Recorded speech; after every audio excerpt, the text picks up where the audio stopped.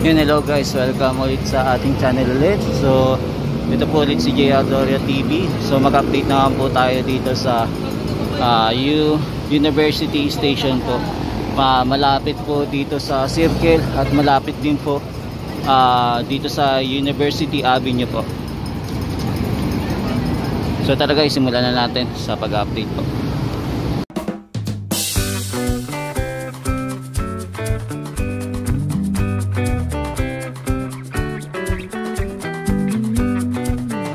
Yan, ang University Station po ay malapit din po sa Ayala, UP Ayala Land Techno Hub.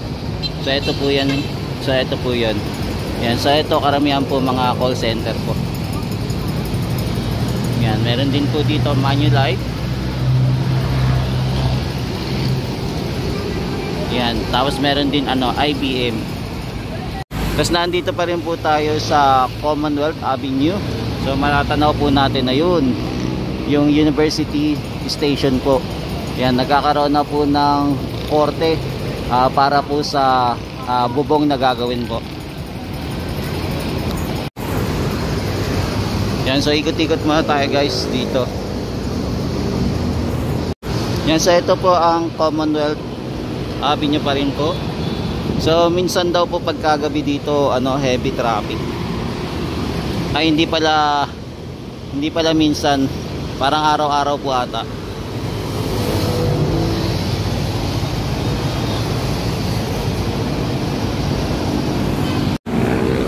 Yan, sa ito naman po yung way papunta po ng SM Fairview na po. Tapos ito naman po yung kabila po ang papunta naman po sa Circle or EDSA po. Yan, marami na pang nagsisuwian, no? Kung mapapansin natin, kasi ngayong oras na to ay alas 5 na po. So dito naman po naka-stack yung mga gamit natin na kailangan po ng ating station para dito po sa University Station po. So dito po nakatambak.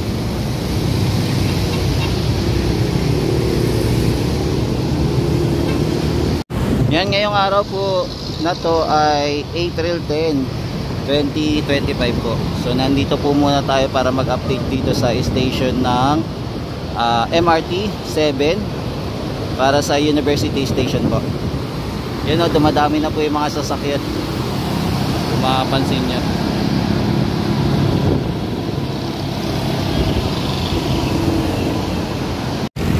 Yan, so ito po yung station dito sa University Station po.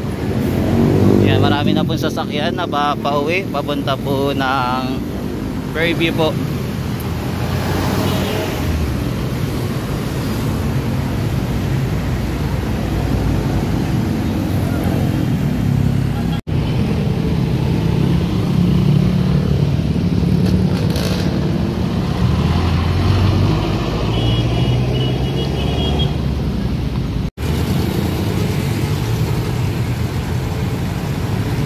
Yan, so ito po yung ganap ngayon dito sa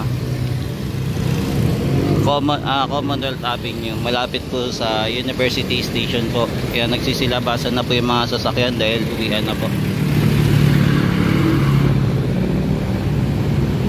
Kasi ito naman po yung station. Ang laki na pinagbago ng station dito, no? Yung pagpunta natin dito, wala pa yung ganito, yung tinatayo po yung para sa steel beam.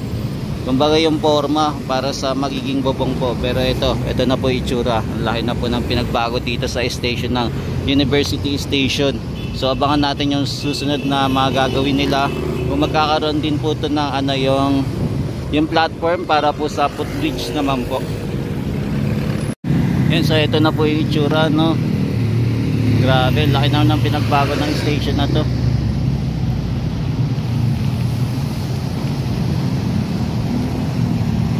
Yan, sana makita natin yung pagdating ng araw na operational na to, no? So abangan natin. Yan, so itong station na to malapit din po sa Pelcoa. Yan, may inihilang bus. Yan, so ito na po yung itsura ng station dito para sa project po sa MRT 7. Yan din natin alam kung hanggang dito idudugtong pa, no? Medyo kulang pa eh. Ito marami pang bakal-bakal dito. Idudugtong kaya to, no? Ito pa lang nakikita natin.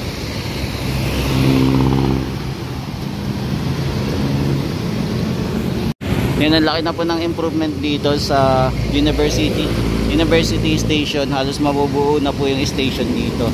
Ito pong station ay underground station po.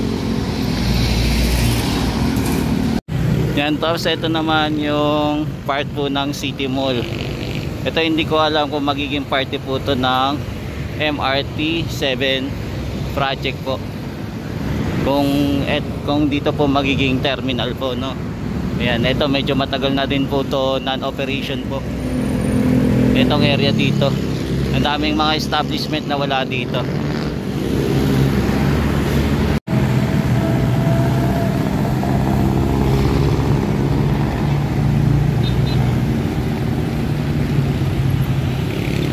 Yan, dito din po may inaayos po na para sa waiting shed po sa mga sasakay po ng jeep, bus at mga taxi and others po. So continuous pa rin, hindi pa rin po tapos. Yan, marami pong project dito sa Quezon City, malapit po dito sa Circle na ito continuous pa rin ginagawa po.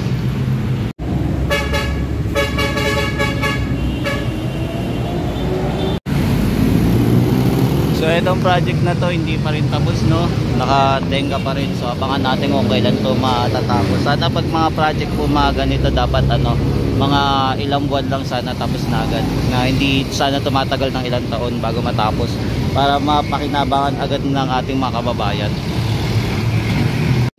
Yan, so ito po yung tsura naman po ng MRT 7 University Station pag nandito po tayo sa taas. Yan, medyo mapapansin natin heavy traffic na po dito sa kabila. Dito po sa papuntang SM Fairview o Batasan and others po.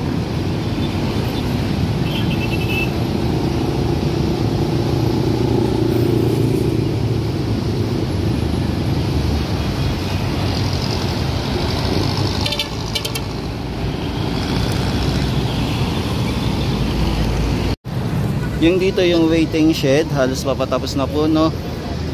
Pero konti na lang, kaya lang bakit pa kaya tinengga tong project na to. Konti na lang siya matatapos na. So ito LGU project po to.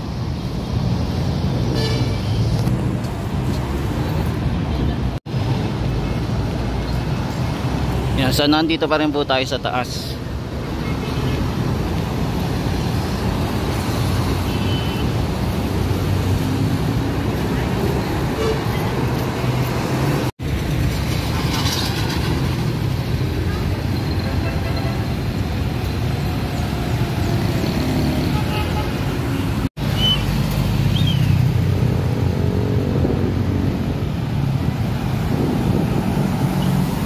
So ito yung tsura ng ating station dito, no.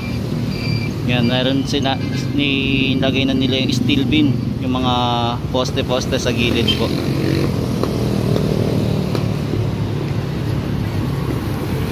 Yan, dito medyo maluwag pa dito, no.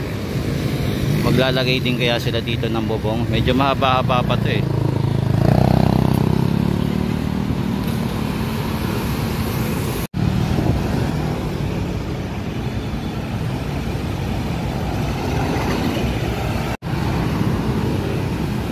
Yan, so ito na yung tsura ng ating station dito para sa MRT project. So ang laki na pinagbago po ng project dito. Unti-unti na po nagkakaroon ng korte itong station na to.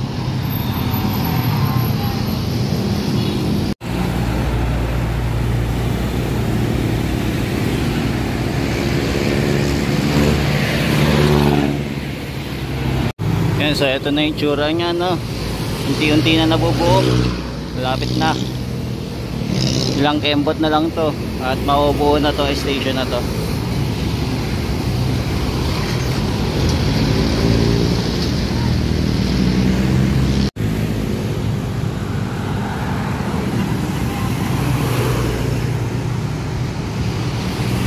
Yan, so ito muna yung latest update natin dito sa station ng University Station dito po sa project po ng MRT7.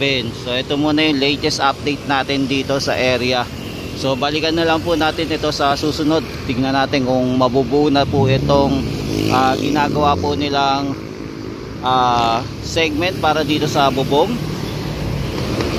Kaya maraming salamat po. Ito po ulit si JR Doria TV na nag-update po dito sa mga project dito sa Metro Manila. Hanggang sa muli, mahalin natin ang Pilipinas. Thank you po and God bless. Ito po ulit si JR Doria.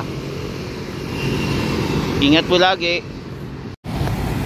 Ayos to, nakapag-vandal pa sila dito. Malupit, malulupit talaga yung mga gangster na mga nagsusulat nito, no.